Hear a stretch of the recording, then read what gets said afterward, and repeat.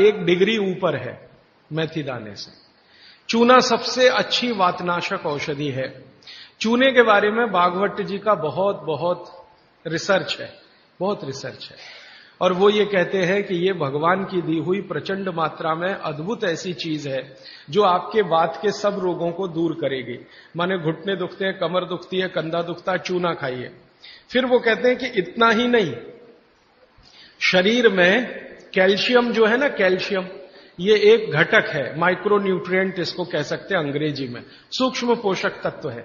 ये कैल्शियम के बारे में जो गंभीर बात है आज के विज्ञान के हिसाब से जो मैं कहना चाहता हूं, भागवत जी ने तो 3500 साल पहले कह दिया, आज का विज्ञान उसको प्रूव कर रहा है, कंफर्म कर रहा है, वो ये कि कैल्शियम की कमी अगर शरीर को है तो आपको 20 नहीं 50 बीमारियां आएंगी। कैल्शियम की कमी अगर है शरीर को तो 50 बीमारियां आएंगी। क्या क्या आ सकता है? हर तरह का दर्द आपको होगा, हर तरह का, मांसपेशियों का दर्द, हड्डियों का दर्द, सब तरह का। हड्डियों की जितनी विकृतियां हैं वो सब कैल्शियम की कमी से आएंगे। हड्डियों के जितने रोग हैं वो सब कैल्शियम की कमी से आएंगे। फिर वो कहते हैं कि रक्त के बहुत सारे रोग कैल्शियम की कमी से आते हैं, रक्त के रोग, खून की बीमारी। फिर वो कहते हैं कि बहुत सारे कफ के रोग कैल्शियम की कमी से आते हैं। तो कैल्शियम कम नहीं होने देना चाहिए। जो विज्ञान आज का कहता है, आधुनिक विज्ञान ये कहता है कि कैल्शियम वो माइक्रो न्यूट्रिएंट है, वो सूक्ष्म पोषक तत्व है जिसके शरीर में रहने पर ही दूसरे सूक्ष्म पोषक तत्व उपयोगी होते हैं।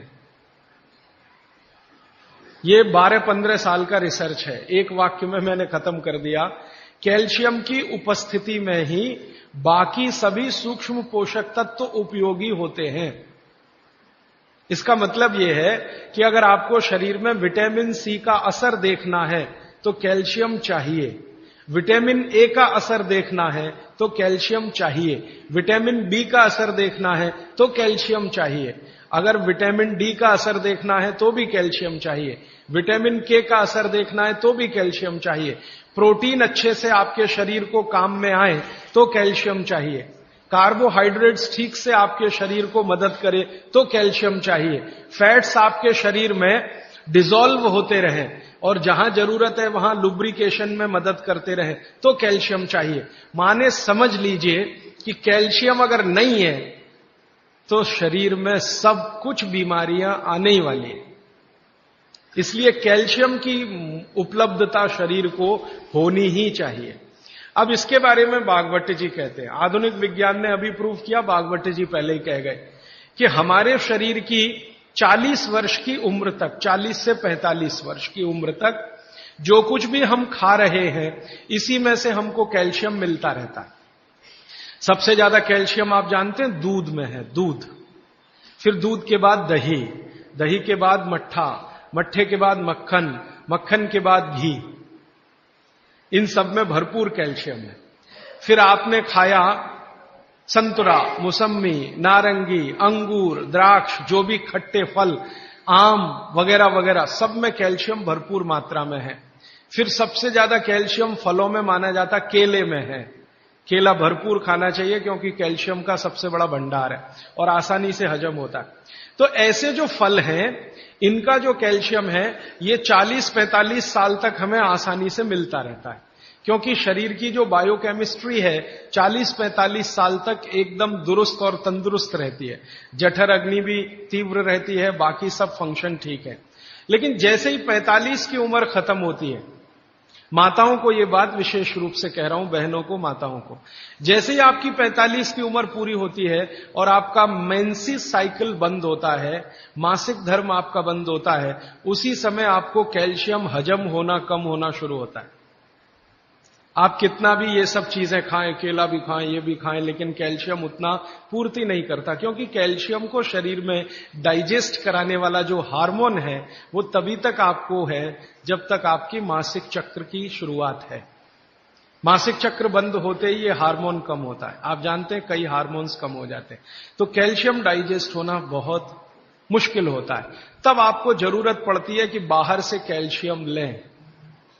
इसलिए सब माताएं इस बात को ध्यान दें और इसको गांठ बांध लें कि 45 की उम्र होते ही चूना खाएं, क्योंकि अतिरिक्त बाहर से कैल्शियम उसी से मिलेगा।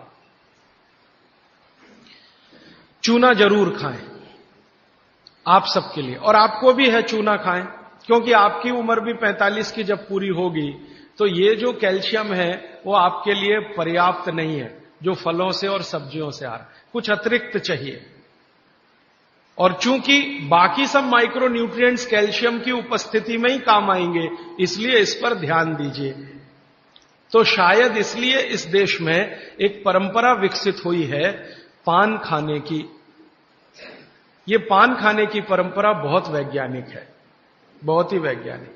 जिसने भी शुरू की वो बागभट्ट का पक्का चेला रहा होगा, बहुत समझकर उसने ये शुरू की। और ये अद्भुत है। अद्भुत मैं इसलिए कह रहा हूं कि भारत की सब जातियों में उत्तर से दक्षिण, पूरब से पश्चिम ये परंपरा है। कहीं भी चले जाओ, आप सिक्किम में चले जाओ, अरुणाचल में चले जाओ, वो भी पान खाते हैं। और आप धुर दक्षिण में आ जाओ तो यहां भी है, उत्तर में चले जाओ, कहीं भी चले जाओ। तो ये पान खाना भारतीय सभ्यता का एक बहुत महत्वपूर्ण अंग है जो स्वास्थ्य से जुड़ा हुआ है। बस ध्यान इतना ही रखिए कि पान जो है चूने का ही खाना है। पान जो है चूने का ही खाना है। पान कभी भी कत्थे वाला ना खाएं, क्योंकि कत्था आपके लिए उतना उपयोगी नहीं है।